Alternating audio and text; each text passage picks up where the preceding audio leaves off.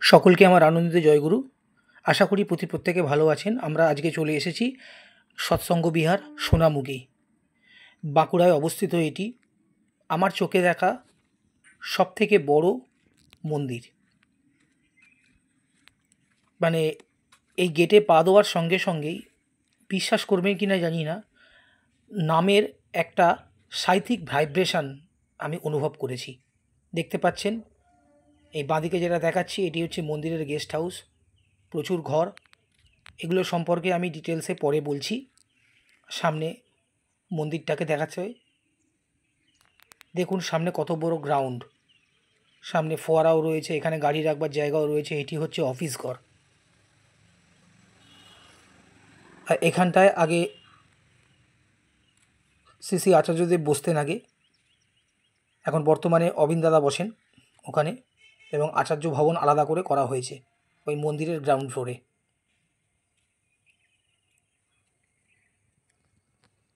গ্রাউন্ডটা দেখুন শুধু একবার কত বড়।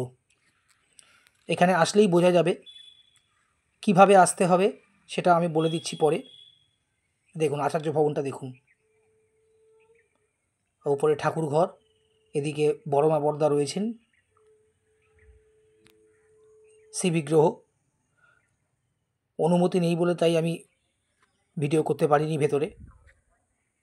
অনেকে তো অনুমতি ছাড়াও ভিডিও করে, এগুলো একেবারেই উচিত নয়। এখানে পূজ্যপাদ অবিন দাদা এখানে বসেন, আগে এখানে শ্রী আচার্যদেব বসতেন।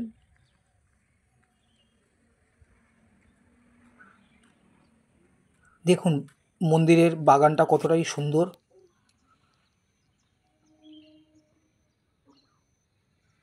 এখানে আসতে গেলে আপনাকে প্রথমে হাওড়া থেকে বাঁকুড়া আসতে হবে, এবং বাঁকুড়া থেকে সোনামুখী আসার ট্রেনও আছে, আপনারা খোঁজ নিয়ে আসবেন।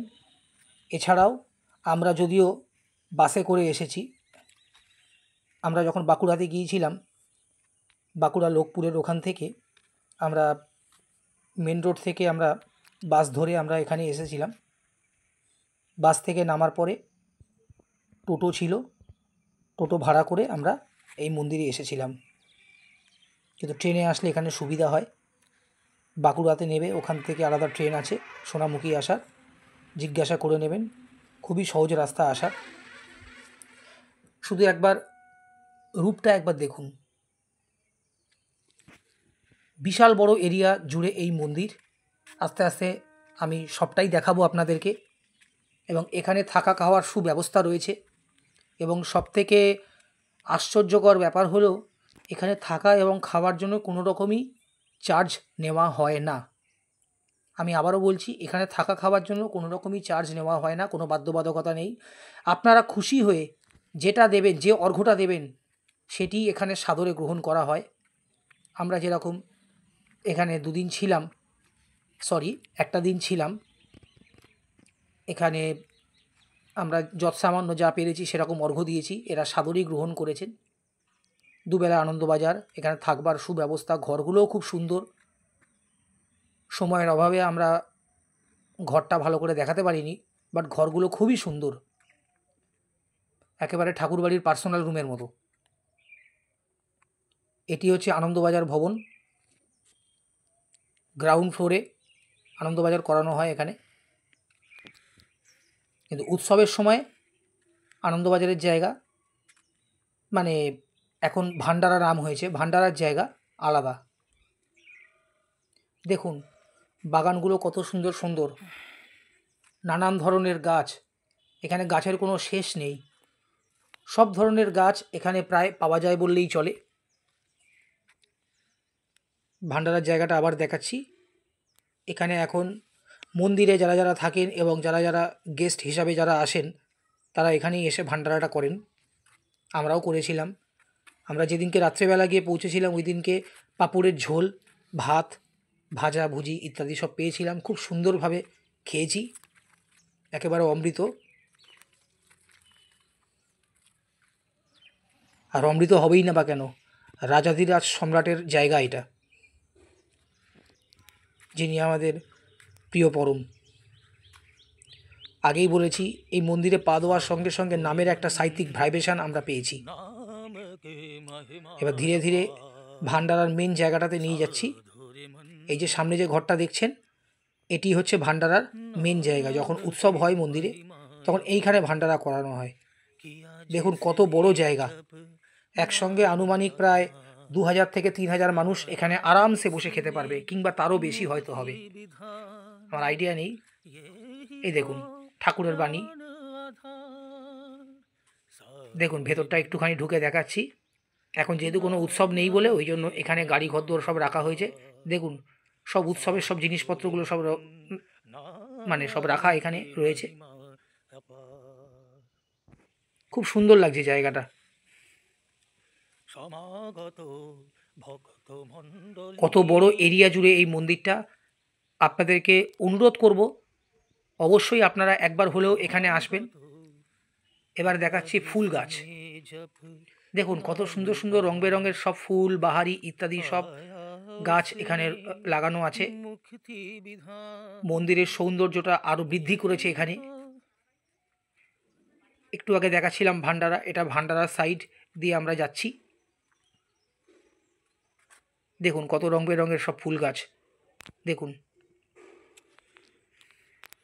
বিভিন্ন রকম ফুল, আমাকে নামগুলোও বলেছিল, মনে নেই অত নাম, মানে এত সব ফুল গাছ।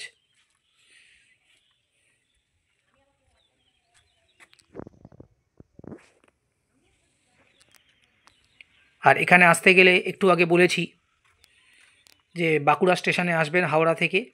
বাঁকুড়া স্টেশনে আসার পরে আপনারা বাঁকুড়া থেকে ট্রেন বদল করে সোনামুখী স্টেশনে আসবেন এবং ওখান থেকে টোটো ধরে আপনাকে মন্দিরে আসতে হবে। এছাড়াও বাস রুটেও আসা যায়।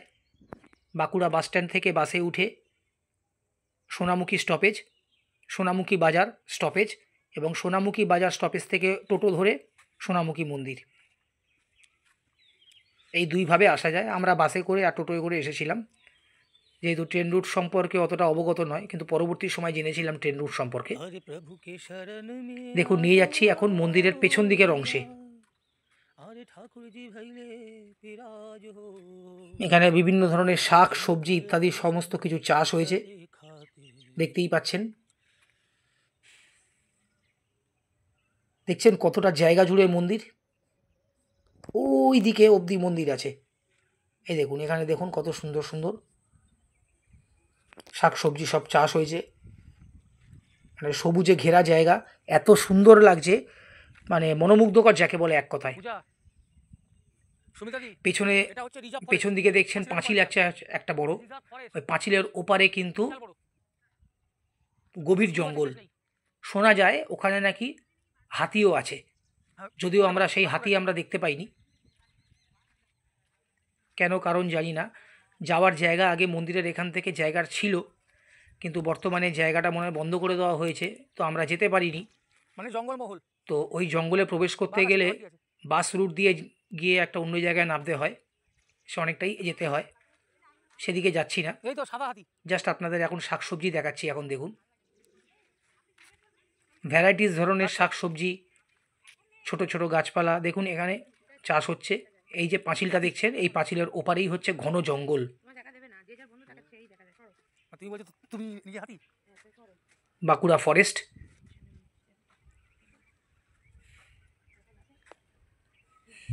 দেখুন এখানে সব বিভিন্ন ধরনের সব জিনিস চাষ করা হয়েছে। মন্দিরের ম্যাক্সিমাম সবজি, ম্যাক্সিমাম খাবার দাবার এই চাষবাস থেকেই তৈরি হয়, চাষবাস থেকেই নেওয়া হয়। ধীরে ধীরে এগিয়ে যাচ্ছি সোজাসুজি। দেখুন সামনে দেখতে পাচ্ছেন একটা ঘন বাঁশবাগান রয়েছে, সেটাও বেশ দেখবার মতো। আমাদের এলাকার মতো এখানকার যেরকম বাঁশবাগান সেরকম নয়, একটু অন্য ধরনের আছে।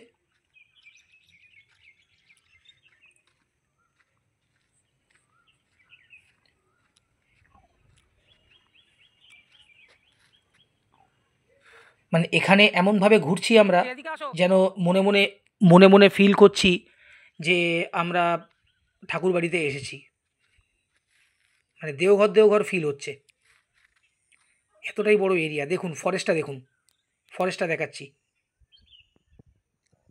এই যে গাছগুলো রয়েছে এই গাছগুলোর নাম হচ্ছে ইউক্যালিপটাস। এখানে আমি, আমার স্ত্রী আর যে দুটো কাকিমা, সেই দুটো কাকিমা এসছিলাম আমরা এখানে।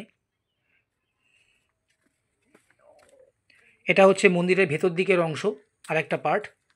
এখানেও প্রচুর গাছপালা রয়েছে, ফলমূল ইত্যাদি সব রয়েছে এখানে। এখানেও ফুল গাছ রয়েছে।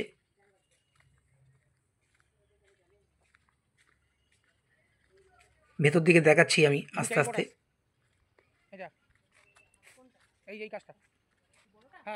শ্রী শ্রী ঠাকুরের পবিত্র দণ্ড যে বাঁশ থেকে তৈরি হয়, সেই বাঁশ এখানে আছে। আমি জিজ্ঞাসা করেছিলাম যে এই বাঁশগুলো কি কাজে লাগে। দেখুন, আমার স্ত্রীও ব্লগ করছে।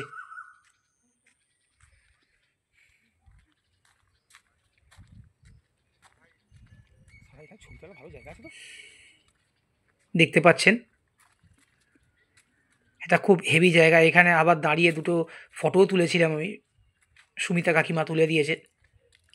দেখুন ভেতর দিকে আরেকটি অংশে, এই দেখুন এখানেও প্রচুর শাকসবজি রয়েছে। শাকসবজির একেবারে ছড়াছড়ি যাকে বলে। লিচু গাছ থেকে শুরু করে বিভিন্ন ফলের গাছ এখানে রয়েছে। এগুলো কলাপতি, তোমার মুন্ডু হয়েছে। খুব সুন্দর লাগছে জায়গাগুলো। আমি আবারও বলছি, সবাই আসবেন এখানে। কিভাবে আসতে হয় বলে দিলাম, সবাই এখানে আসবেন। এবং কার সঙ্গে কি যোগাযোগ করতে হবে সেটা ডেসক্রিপশান বক্সে বা ভিডিওতে আমি নাম নাম্বার দিয়ে দেবো। আপনি যোগাযোগ করবেন এখানে। এখানে আসবেন, দুবেলা প্রার্থনা করবেন, দেখবেন আপনার মনের ভাবই পরিবর্তন হয়ে গেছে। প্রচুর ঠাকুরের মন্দির ঘুরেছি, কিন্তু এত সুন্দর অনুভূতি আমি কোথাও পাইনি। সত্যি কথা বলতে এক অন্যরকম অনুভূতি, মানে দেওঘরে গেলে যে অনুভূতিটা পাওয়া যায় সেটা আমরা এখানেও পেয়েছি এসে। দেখাচ্ছি, এ দেখুন বিভিন্ন ধরনের শাকসবজি এখানে চাষ করা হয়েছে। এটা মন্দিরের পেছন দিকে চলে এসেছি আমরা।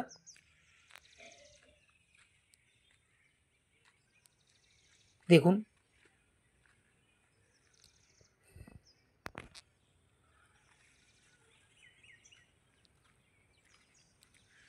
গরম চা। আপনাদেরকে অনুরোধ করব, আপনারা এখানে অবশ্যই আসবেন।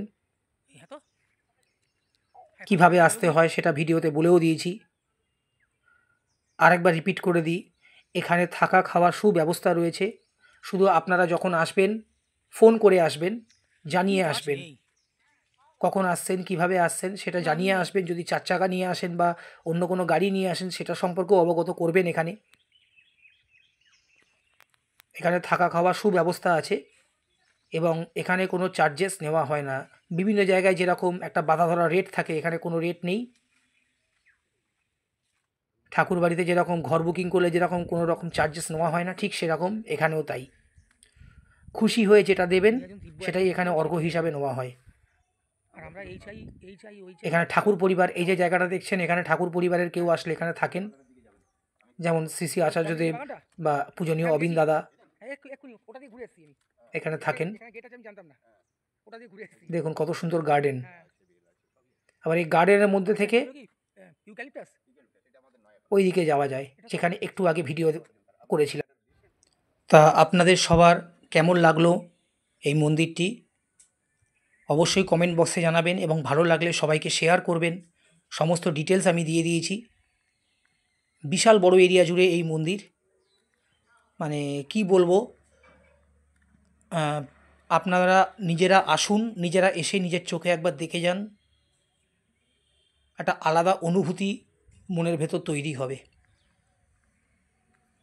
আমি যখন ঢুকেছি তখন তো বলতে গেলে আমি যেটা সত্যি সেটাই বলেছি, যে নামের একটা সাইত্বিক ভাইব্রেশন আমি অনুভব করেছি। প্রত্যেকটা কোণা, প্রত্যেকটা জায়গা নামময়। এখানে যে কোনো দিন নামও করে না, সে এখানে ঢুকলে অটোমেটিক তার নাম চলতে থাকবে। ভিডিওটি কেমন লাগলো অবশ্যই জানাবেন। আরেকটি কথা আবারও রিপিট করছি, যদি কেউ আসেন এখানে, আমি কন্ট্যাক্ট নাম্বার দিয়ে দেবো, সেখানে যোগাযোগ করে কজন আসছেন, কিভাবে আসছেন, সমস্ত কিছু ডিটেলস জানাবেন। তাহলে ভান্ডারার পক্ষে সুবিধা হবে। সকলে ভালো থাকবেন। আজকের ভিডিও এইটুকু অবধি। সকলকে আমার আন্তরিক জয়গুরু।